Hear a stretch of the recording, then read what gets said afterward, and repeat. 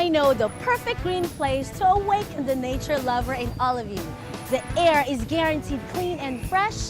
It's quiet and nature at its best. It's a place just so near, I could even take the tricycle. I'm Ruby, and I'm taking you to a special road trip back-to-back to Angono and Tanay towns of Rizal.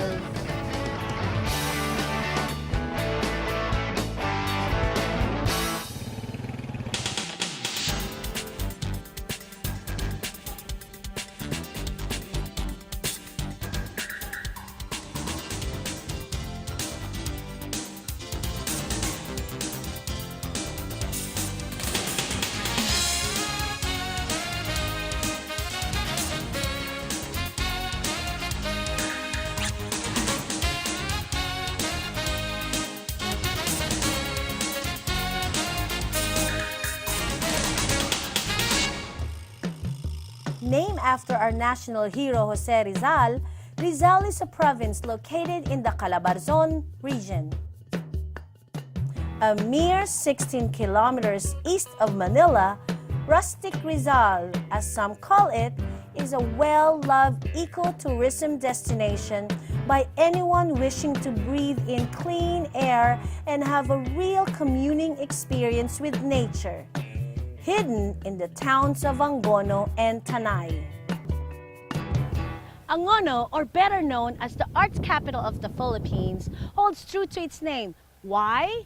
Only in Angono can you find the only existing petroglyphs.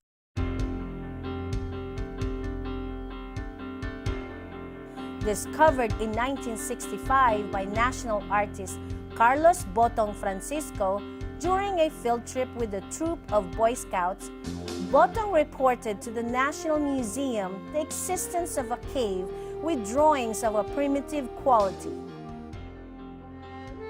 Not wasting a minute to authenticate and protect it, the Angono Petroglyph Site Museum was named and protected since then. Declared as a national cultural treasure in 1973, and included as one of the 100 most endangered treasures in the world. 127 figural carvings engraved on the wall of a shallow cave of volcano tuff are seen here, and it dates back as far as 3rd millennium BC.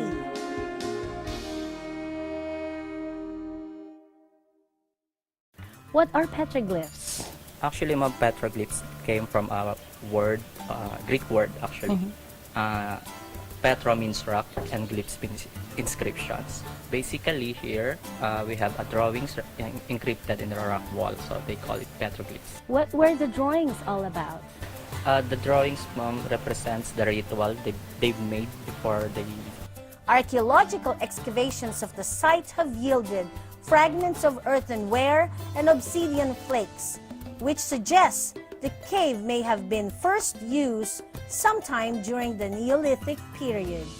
They put this viewing deck for the visitors, that only visible for them, that they can touch it. This site was also subject to vandalism po. So it was vandalized, then they declared this as endangered site, so They protected to protect it, they put this one in. Ito nga mukhang bats. Diba ito yung katabi ng parang lizard na mataba? Parang bat siya eh, oh, nakaganon. Angono is vigilant in protecting this national treasure, reminding people to be responsible tourists at all times, not stepping on them or touching them, because once destroyed, these petroglyphs will never be the same again.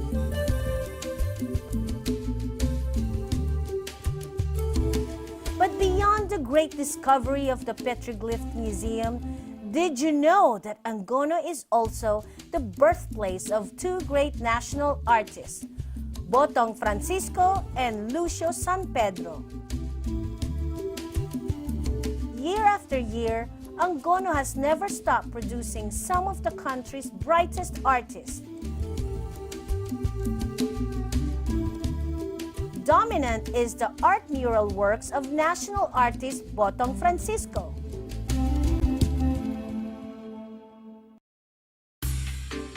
This is one-of-a-kind fiberglass museum.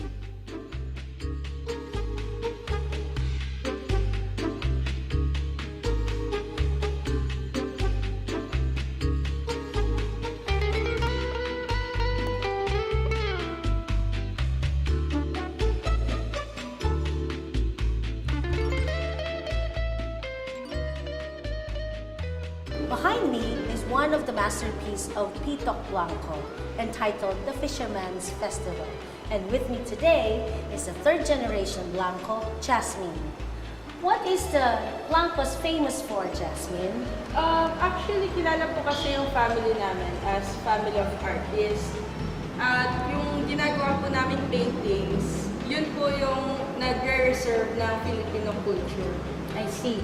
I believe that you are multi-generations of artists, and what kind of expression are the Blancos actually known for? From my lolo, nag-start po siya sa bottom style. Yun po kasi yung tawag doon. Then, nung tumagal na po siya, nagkaroon na po siya ng sarili niyang style. Nung after niya po mag-retire sa agency as art director, nag-start na po siya ng sarili niyang style, yung realism. Tapos, yun na po yung napasa sa father ko po, sa mga tito ko, hanggang sa amin po.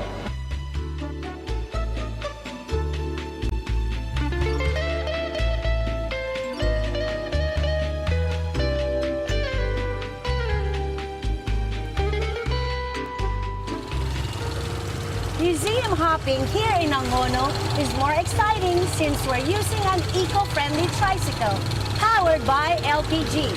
This, by the way, is one of the best ways to clean air. Now to my next destination, Anguno.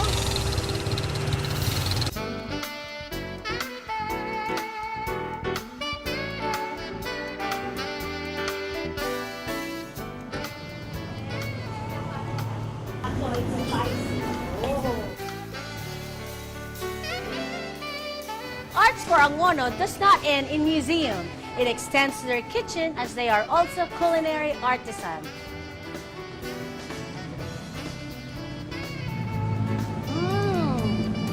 Tinapa pizza, perfect for another gigantic event. Angono is famous for the Gigantes Festival.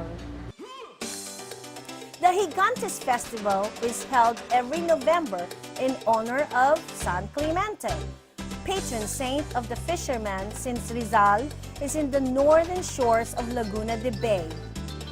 Measuring 4 to 5 feet in diameter and 10 to 12 feet in height, I'm really curious how they make these gigantes, and I hope they share the secret to me.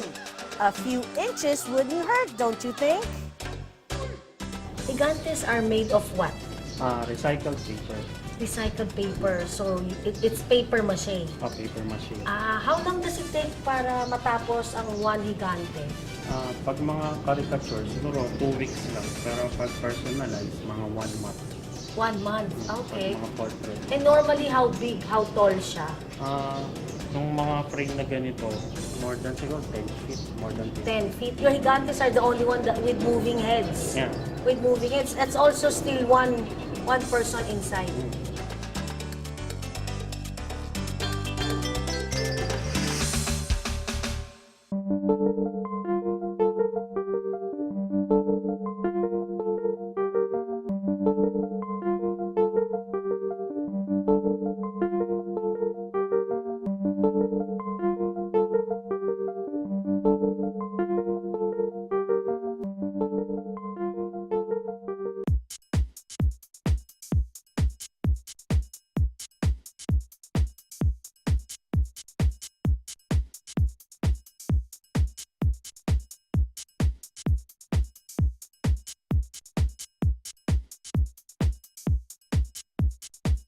Go, go, LPG Tricycle, go! Go! Go! Go! LPG Tricycle Kit. Go! Go! LPG Tricycle. Dual power na. No power loss at downtime pa. Go! Go! Go! Ligtas at napakadaling i-install. Go! Go! Go! Magtungo sa RPE Marketing, 3C Summerlin Building, 2454 FB Harrison Corner, Palhalia Street, Pasay City. Ang service center ay matatagpuan sa RPE Marketing Service Shop, 2233 Aurora Boulevard, Tramo, Pasay City.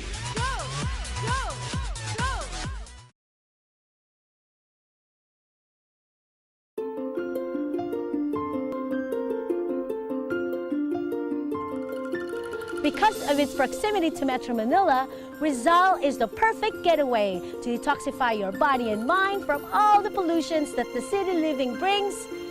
Why? RIZAL is home to Tanay, the place that cradled some of the country's best eco-tourist spots.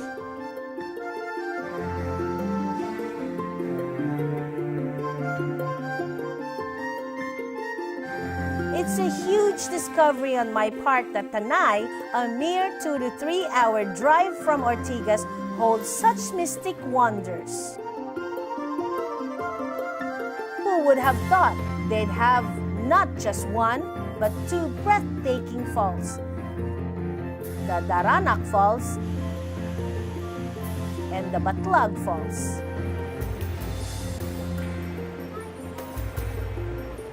One of Tanay's most popular destination, Daranak Falls, is a favorite spot as it is a short trek only.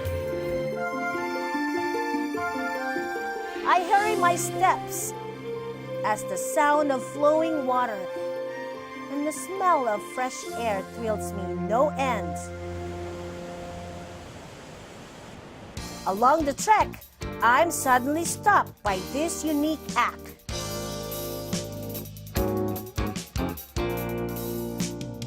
Rock balancing is famous in Tanay. They get the different sizes of rocks, piles it on top of each other until they get the perfect balance. When creating it, it's a test of patience and creativity that comes so natural with the Rizalenos. This is Daranak Falls, nature's wonder with its 14-meter height but almost 30 feet deep. Bathing in waterfalls is a sure stress buster as water relaxes and softens the hard muscles of your body.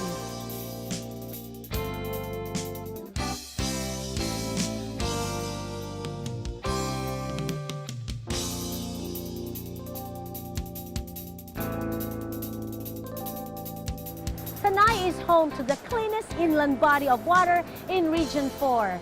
And one result of it is the fresh harvest of shrimp that they serve here in Kainan sa Tabing Lawa. Binalutak is a shrimp viand, and this is the best sinigang I've ever tasted. With our tummies now full, we head to Tanay's best-kept secret, the Tinipak River, famous for its rocks that's adjoined to the Daraitan River, known as the cleanest inland body of water in Region 4.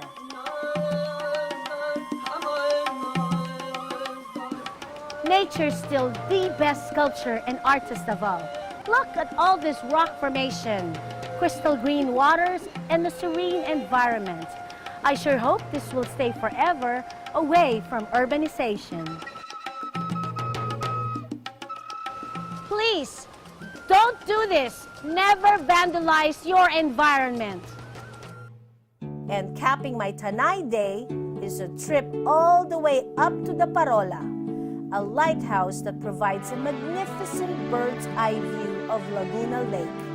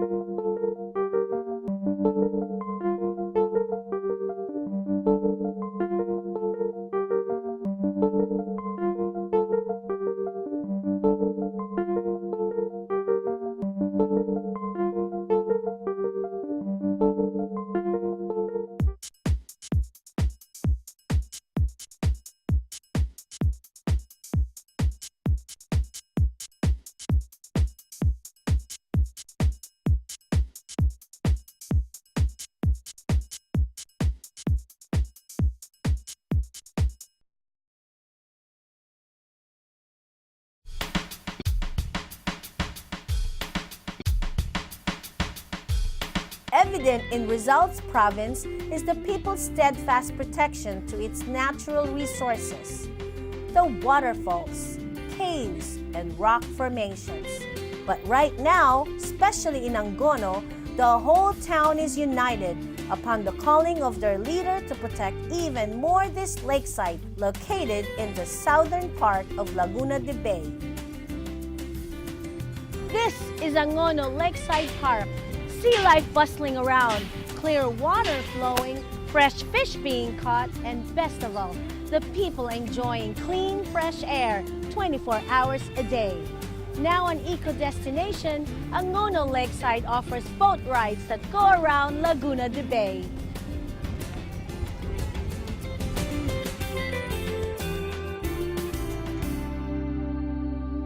I'm here with the eco-warrior, Mayor of Angono.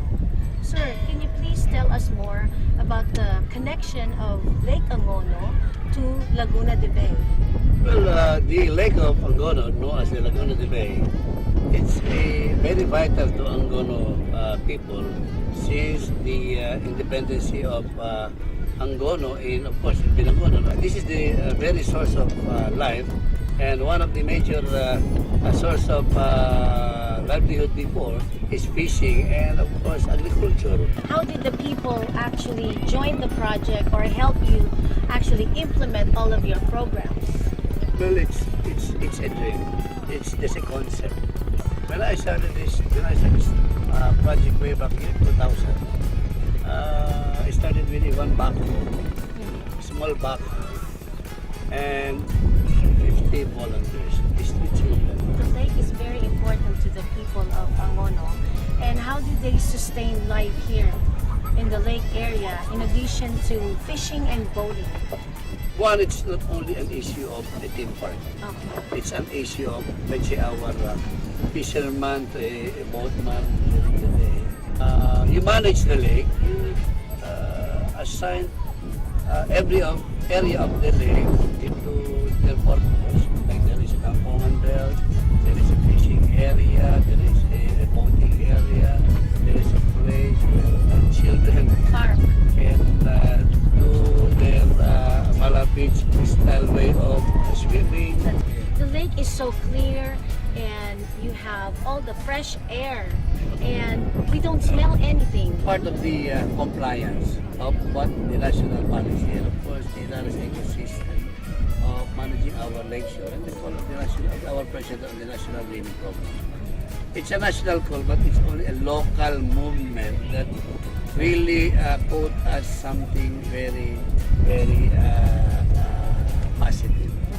Because in the part of the solid waste management, by way of stopping them for burning, So we don't have any dumping by the no lake. dumping. Actually, in our program, we are doing a campaign that goes one tourist, one tree. I heard you also have a program related to tree planting, and you call it another way. It's not a tree planting, but a tree. Growing. We will be tree growing today. Yeah. And what type of tree are we going to actually plant? It's a Or grow. it's a balete tree. So it's a balete tree, and you chose balete tree in this area because this is a type of tree that will. It's adapt on the particular flooded time, and So yeah. it serves as a like a mangrove type or a pilapil type to Yeah, it's erosion in the also, water. it's also purify our air.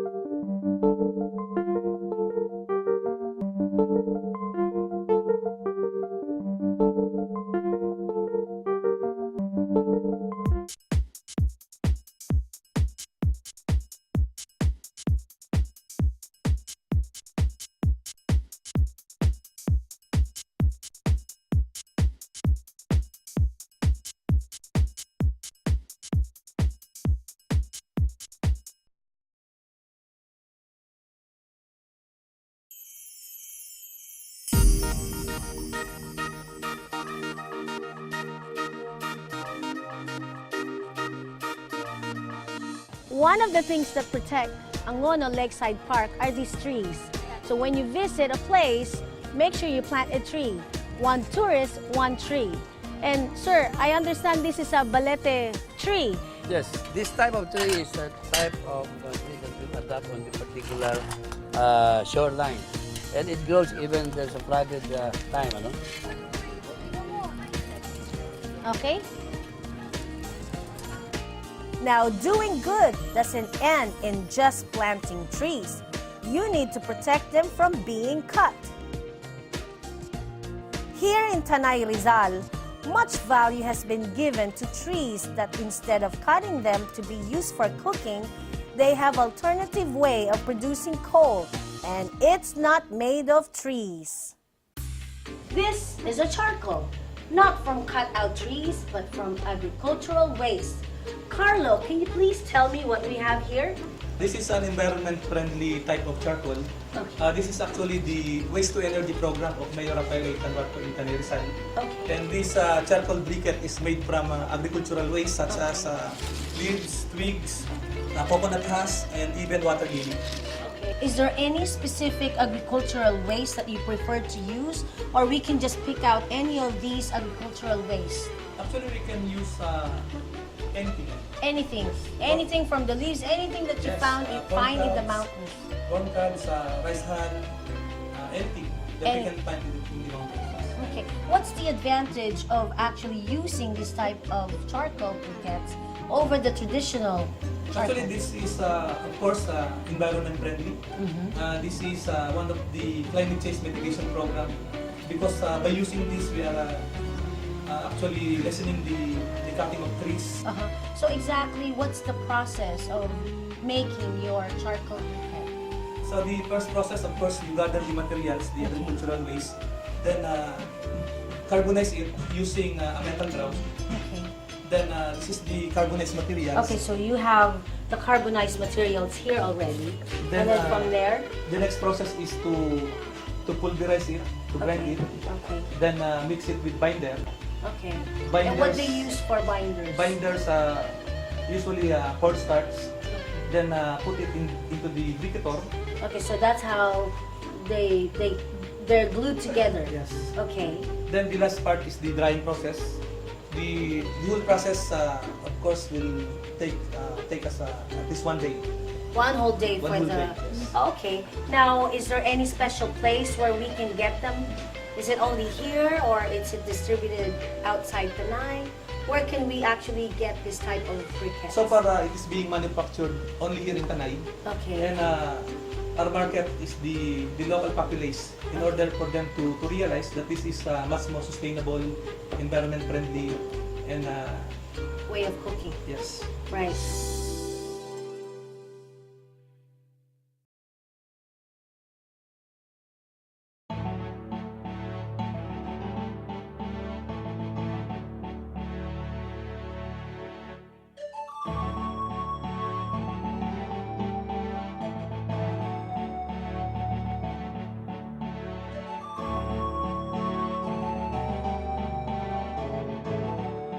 If you're thinking where to take your family soon to experience the beauty of nature and expose them to caring to the environment without stretching your budget, why not Rizal? With 12 charming municipalities, all blessed with a handful of beautiful natural spots, one mustn't pass the opportunity to visit and support Rizal's ecotourism projects. I'm Ruby, reminding you to be vigilant, plant trees for cleaner air. Let's do this for our children, our future, and for Mother Earth.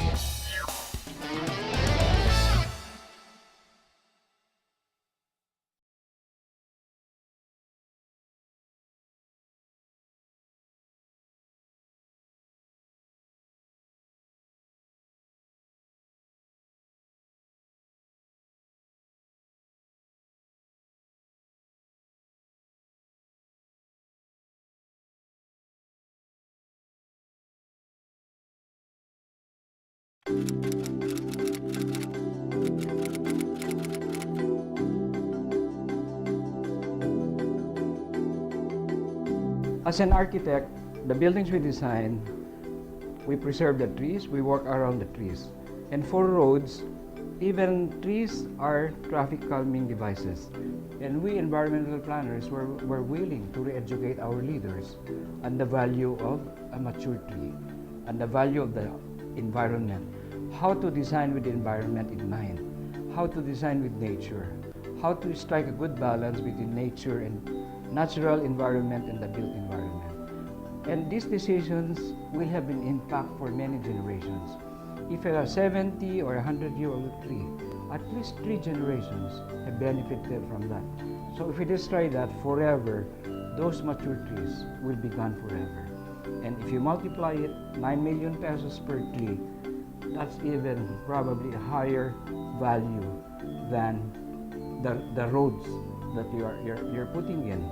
And if I may share, at Palafox Associates or Palafox Architecture, we have a triple bottom line approach to development. People first, then planet Earth or the environment, then we can talk about economic goals and profit. And the quadruple bottom line, I'd like to include spirituality. So the chief architect, the chief planner, the chief engineer up there. And we should be guided by these principles.